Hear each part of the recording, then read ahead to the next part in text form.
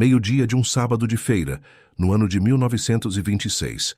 O sol do sertão baiano não apenas brilha, ele castiga, transformando o calçamento da pequena vila de Queimadas em uma chapa incandescente que faz a visão oscilar.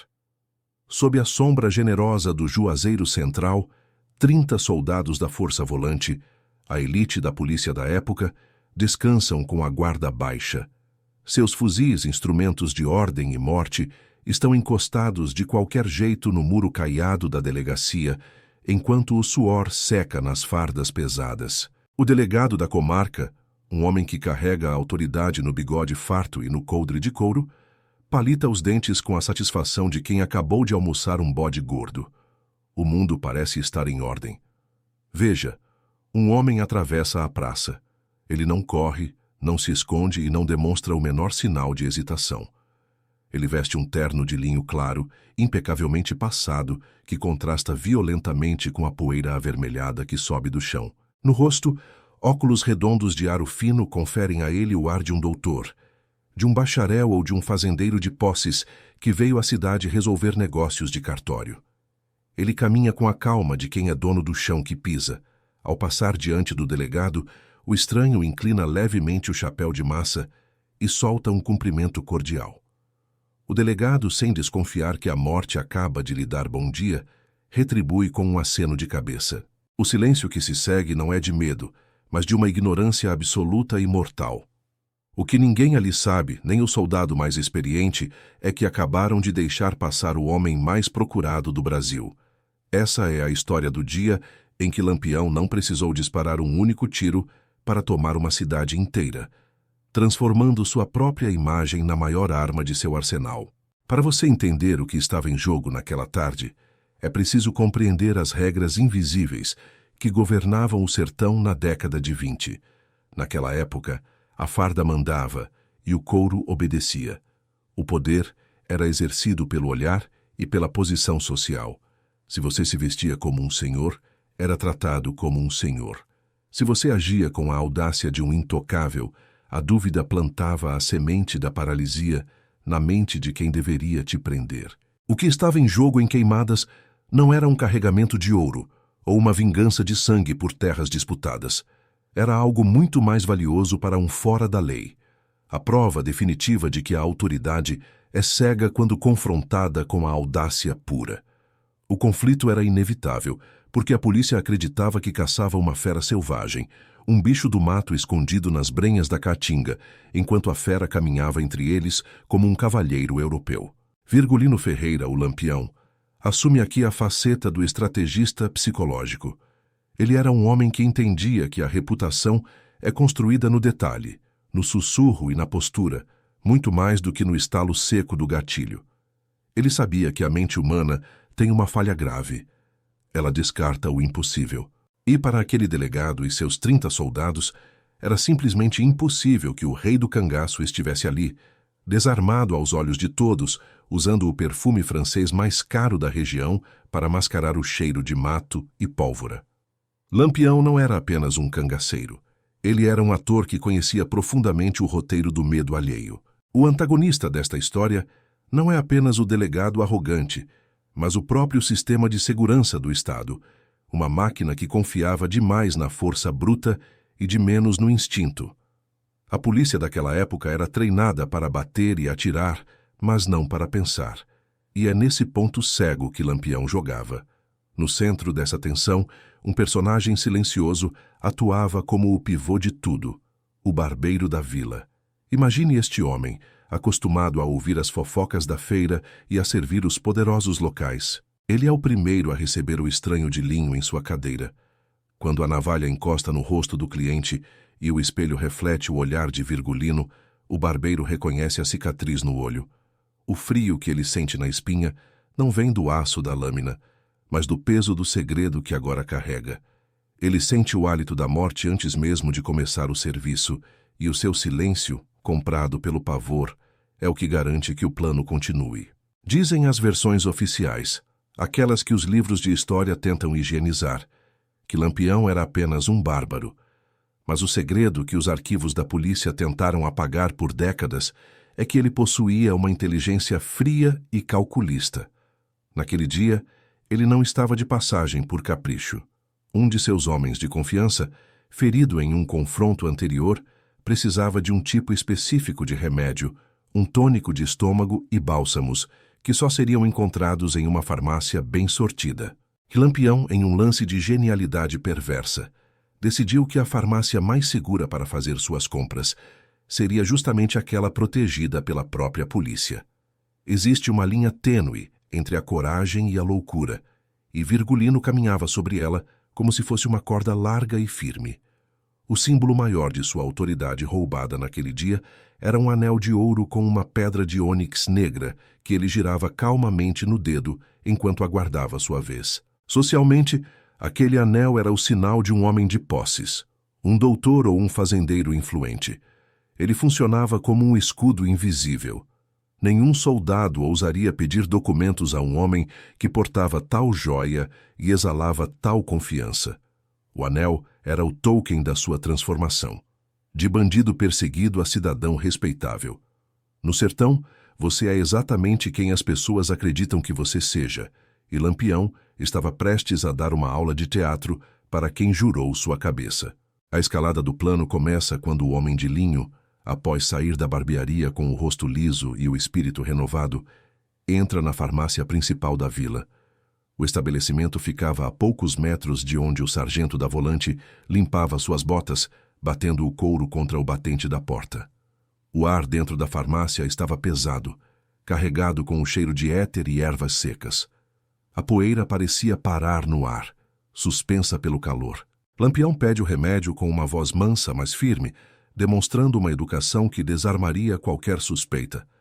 É nesse exato momento que o destino decide testar a sorte do capitão. A porta da farmácia range e o próprio delegado entra no recinto. Ele não entra para prender ninguém, mas para comprar fumo de rolo. O coração de qualquer outro homem teria disparado, o suor teria traído a identidade, mas Lampião permanece imóvel. Ele não foge do olhar da autoridade. Pelo contrário, ele oferece fogo ao delegado com um isqueiro de prata que reluz sob a luz que entra pela janela. A mente do delegado, formatada pela hierarquia e pelo preconceito, não consegue processar o que vê. Ele vê um homem elegante, vê um isqueiro de prata, ouve um tom de voz culto. Seu cérebro descarta automaticamente a possibilidade de que aquele seja o homem que ele persegue há meses pelas caatingas. O plano frio de Virgulino consistia em permanecer exatamente no campo de visão, até que ele se tornasse parte da paisagem, um elemento comum que não desperta o alerta dos sentidos. Ele sabia que o perigo mora no que se esconde, e a segurança está naquilo que se mostra de forma escancarada.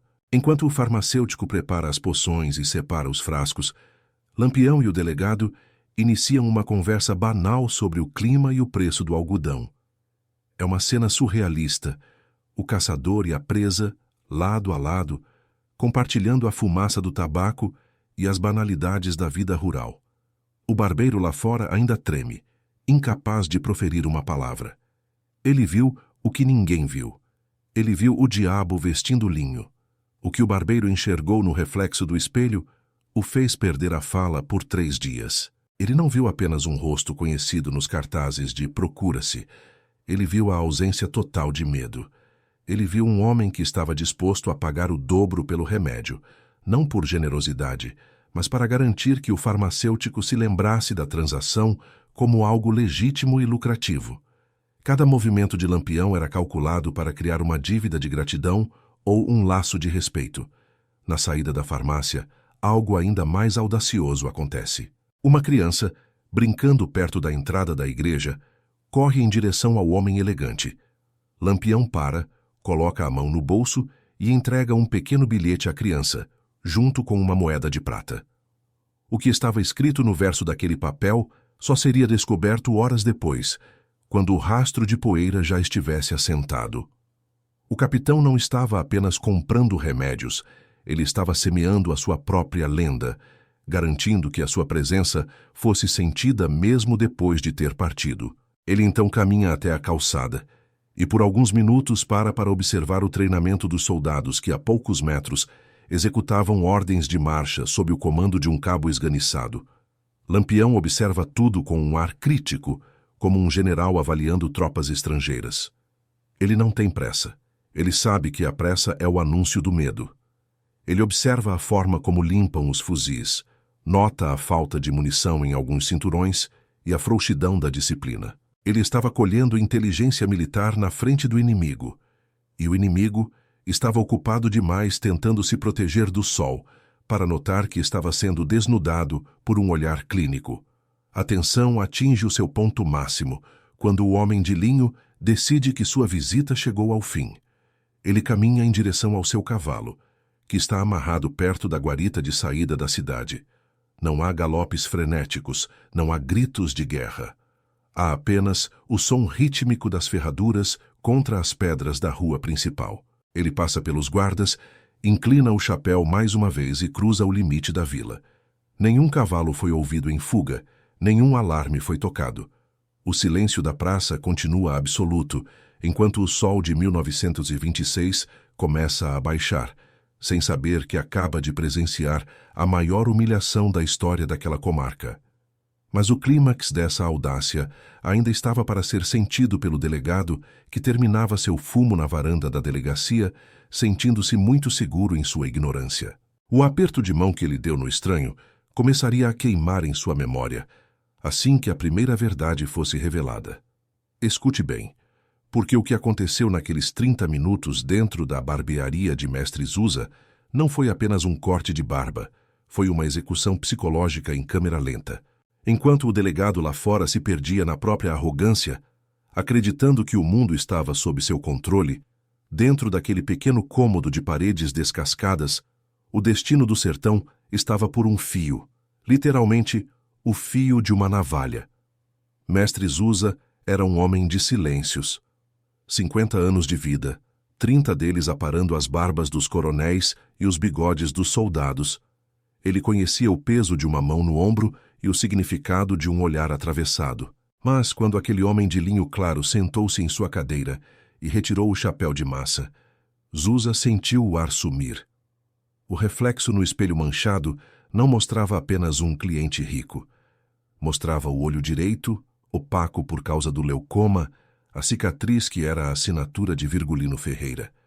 Naquele instante, a barbearia tornou-se o lugar mais perigoso do planeta. Imagine a pressão. Zusa tinha a vida do maior cangaceiro do mundo sob a ponta dos dedos. Se a mão tremesse 1 milímetro a mais, se ele tentasse um golpe desesperado na garganta do capitão, ele poderia se tornar um herói nacional. Mas ele sabia, pelo brilho gélido no olho bom de Lampião, que se ele sequer pensasse nisso, não haveria tempo para o segundo suspiro. O dilema humano aqui é devastador. A glória da justiça contra o instinto mais primário de sobrevivência. Zusa escolheu viver. E ao escolher viver, ele se tornou cúmplice involuntário de uma das maiores humilhações da história militar brasileira. Só que a situação estava prestes a piorar. Enquanto Zusa passava o pincel de espuma no rosto do doutor, a porta da barbearia se abriu. O sino tilintou, um som curto que pareceu um tiro no silêncio da sala. Entrou o cabo João, um soldado veterano que vinha de uma região próxima à de Virgulino. Ele não era como o delegado. Ele tinha o faro de quem já tinha comido poeira atrás de rastro de bando. João parou no canto, encostou-se à parede e ficou observando. O obstáculo agora era físico e imediato. O cabo João não estava ali para fazer a barba, mas para buscar um pente que havia esquecido no dia anterior. Mas seus olhos, treinados para identificar perigos, fixaram-se no homem na cadeira. Ele notou algo errado. Não era o terno, não era o perfume. Era o anel de ônix preta no dedo da mão, que descansava no braço da cadeira. Aquele anel não combinava com o jeito que o homem segurava o corpo. Havia uma tensão de mola comprimida sob o linho fino. Nesse momento, o monólogo interno de Lampião deve ter sido uma sinfonia de gelo. Ele não desviou o olhar. Pelo contrário, ele usou o espelho para encarar o cabo. Ele sabia que o medo é como um bicho. Se você corre, ele te caça. Se você encara, ele recua. Lampião, com o rosto coberto de espuma, deu um leve sorriso lateral. Um gesto quase imperceptível, mas que dizia tudo. Eu sei que você está desconfiado, e eu estou gostando disso. O cabo João deu um passo à frente. O coração de mestre Zusa batia tão forte que ele temia que o soldado pudesse ouvir. A navalha agora deslizava pelo pescoço de Lampião. Um erro, um susto, e o sangue mancharia o linho branco. João abriu a boca para falar algo, para perguntar de onde vinha aquele doutor, mas foi interrompido pelo destino. Ou melhor, pela estratégia de Lampião. Lá fora, um assobio agudo cortou o calor da praça. Era um sinal. Não um sinal de ataque, mas um lembrete de que o capitão nunca estava realmente sozinho. Lampião, com a calma de um monge, disse em voz alta, para que o cabo ouvisse: Mestre Zusa, capriche no acabamento. Tenho um encontro com o delegado, e não gosto de deixar autoridades esperando. Essa frase foi o golpe de mestre. Ao mencionar o delegado de forma tão casual e íntima, Lampião criou uma barreira psicológica instantânea. O cabo João recuou mentalmente. Quem era ele, um simples cabo, para questionar um homem que falava do delegado como se fosse um igual? A autoridade, no sertão, era uma escada, e Lampião tinha acabado de se colocar no degrau mais alto sem precisar mostrar uma única arma. O que ninguém viu e que agora eu te revelo é que, enquanto isso acontecia, 3 homens de Lampião, vestidos como simples retirantes, estavam posicionados estrategicamente nas saídas da praça. Eles não carregavam fuzis à mostra, mas tinham punhais de 40 centímetros escondidos sob as camisas de saco. Se um único grito de "é ele" fosse dado, a Praça de Queimadas se transformaria em um matadouro antes mesmo que os 30 soldados, sob o juazeiro, pudessem alcançar suas armas encostadas no muro. Mas o verdadeiro clique da história, a virada que muda tudo, aconteceu na farmácia logo após Lampião sair da barbearia. Lembra do remédio que ele foi buscar? Não era apenas um tônico. O farmacêutico, um homem chamado Seu Enéas, era um sujeito metódico. Quando o homem de linho pediu o tônico de estômago e os bálsamos, Enéas notou que as mãos do cliente estavam calejadas. Não eram mãos de doutor. Eram mãos de quem segurava rédeas e coronhas de fuzil por anos a fio. Enéas sentiu o perigo, mas ele viu algo mais. Ele viu o delegado entrar para comprar fumo. Naquele momento, o farmacêutico percebeu que a vida de todos na vila estava nas mãos da sua discrição. Se ele desse um sinal ao delegado, a farmácia seria o centro de um tiroteio sangrento. Se ele ficasse quieto, estaria permitindo que o lobo saísse do curral com a barriga cheia. Foi aqui que Lampião fez o impensável. Ele não apenas comprou o remédio, ele pediu ao farmacêutico que escrevesse uma receita de como usar o tônico. Ele queria um documento, ele queria um rastro. Por que um bandido deixaria um rastro? Porque ele queria que a humilhação fosse documentada. Ele queria que, quando ele partisse, o delegado olhasse para aquele papel e percebesse que foi enganado por um mestre da caligrafia. A nova informação que muda o tabuleiro é esta: Lampião não estava ali apenas pelo remédio. Ele estava ali para testar uma tese. Ele queria saber se a farda da polícia era capaz de enxergar além do próprio umbigo. Ele estava fazendo um reconhecimento de terreno para uma futura invasão, mapeando cada rosto, cada fraqueza, cada soldado que preferia a sombra ao serviço. Quando o delegado, satisfeito com seu fumo, estendeu a mão para o doutor e disse: "Tenha uma boa viagem, cavalheiro." Ele não estava apenas sendo educado, ele estava entregando a chave da cidade para o inimigo. Lampião apertou aquela mão com força. Ele sentiu a pele macia do delegado contra os seus calos ocultos. Foi um aperto de mão que selou o destino daquela comarca. O silêncio que caiu sobre a praça quando Lampião montou em seu cavalo foi diferente de tudo o que os moradores já tinham sentido.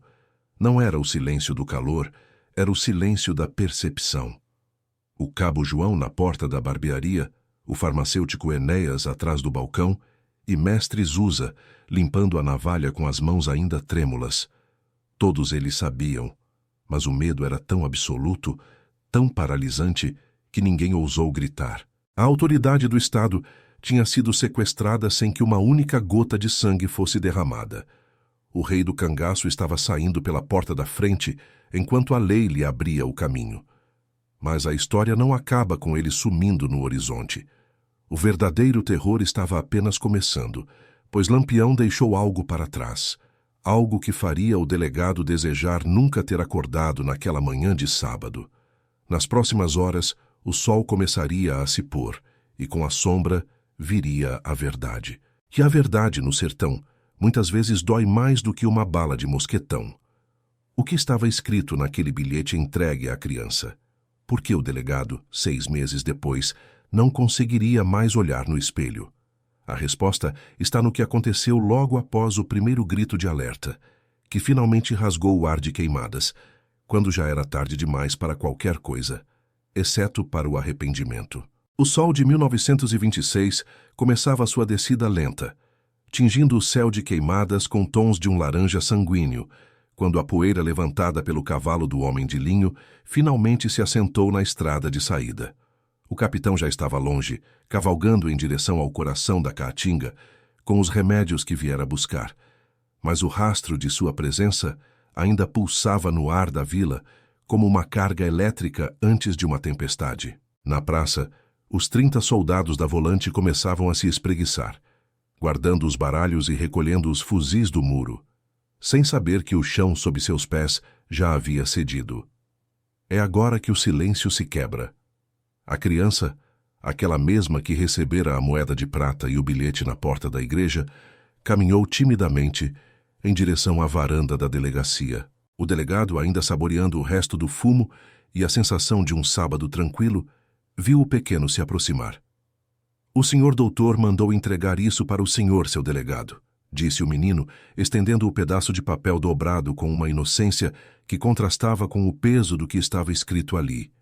O delegado pegou o papel com desdém, esperando talvez um agradecimento formal ou um cartão de visitas de algum fazendeiro influente. Mas conforme seus olhos percorriam as linhas escritas com uma caligrafia firme e elegante, o sangue pareceu fugir de seu rosto em uma velocidade assustadora.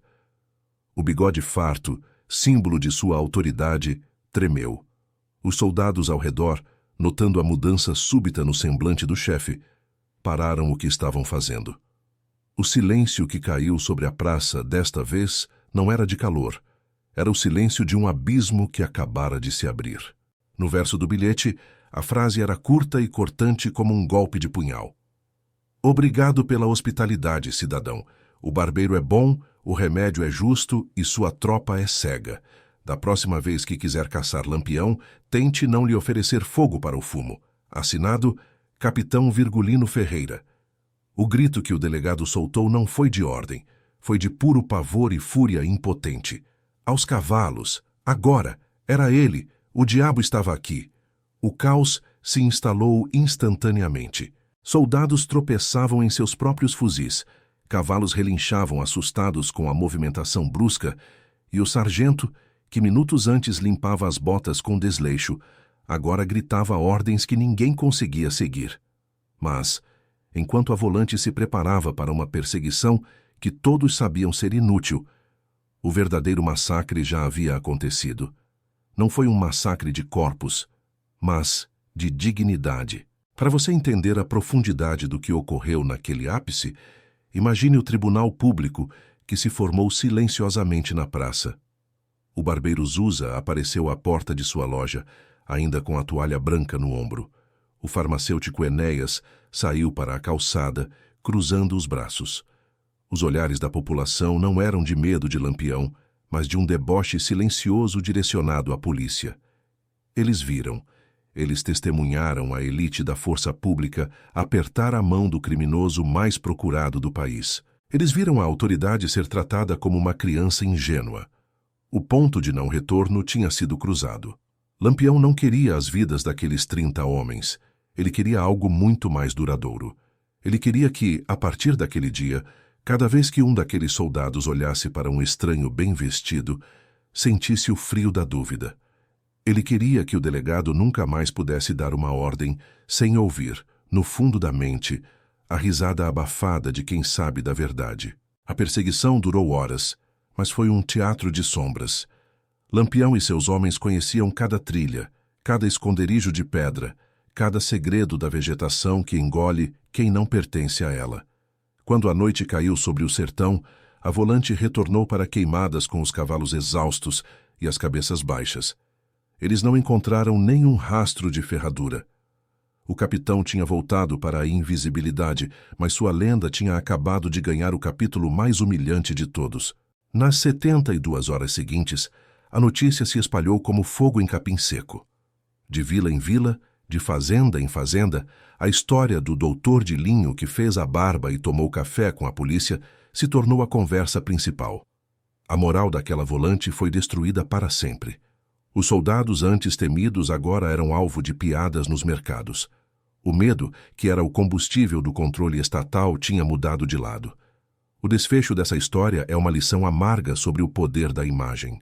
6 meses depois daquele sábado de feira, o delegado pediu exoneração do cargo. Ele alegou problemas de saúde, mas todos na comarca sabiam que o verdadeiro motivo era o espelho. Ele não conseguia mais se barbear sem lembrar da navalha de Zusa e do fato de que o diabo esteve a 1 centímetro de sua garganta, e preferiu apenas lhe dar um bom dia. Ele não suportava as risadas que cessavam assim que ele entrava na barbearia. Sua autoridade tinha sido derretida pelo sol de Queimadas e pela astúcia de um homem que entendia que o maior arsenal de um guerreiro é a mente do seu inimigo. Mestre Zusa nunca mais foi o mesmo. Ele guardou a navalha usada em Lampião em uma caixa de madeira forrada de veludo e nunca mais a usou em outro cliente. Para ele, aquele objeto não era mais uma ferramenta, mas um talismã que provava que ele havia tocado o mito e sobrevivido. O farmacêutico Enéas, por sua vez, passou a cobrar o preço justo de todos, mas sempre guardava um tônico de estômago na prateleira de cima por via das dúvidas. A vila de Queimadas nunca mais dormiu tranquila. A lição ficou gravada no calçamento da praça. Nunca confie no que seus olhos veem, mas no que seu medo sente. A farda respeita o que o olho não alcança, mas o medo reconhece o que a mente tenta negar. Lampião provou que, no tabuleiro do sertão, o rei não é quem tem mais armas, mas quem sabe mover as peças do prestígio e da audácia. A inversão foi completa. O público esperava um massacre de balas, mas recebeu uma lição de domínio psicológico onde o aperto de mão doeu mais que uma bala de fuzil. O recado de Virgulino foi claro.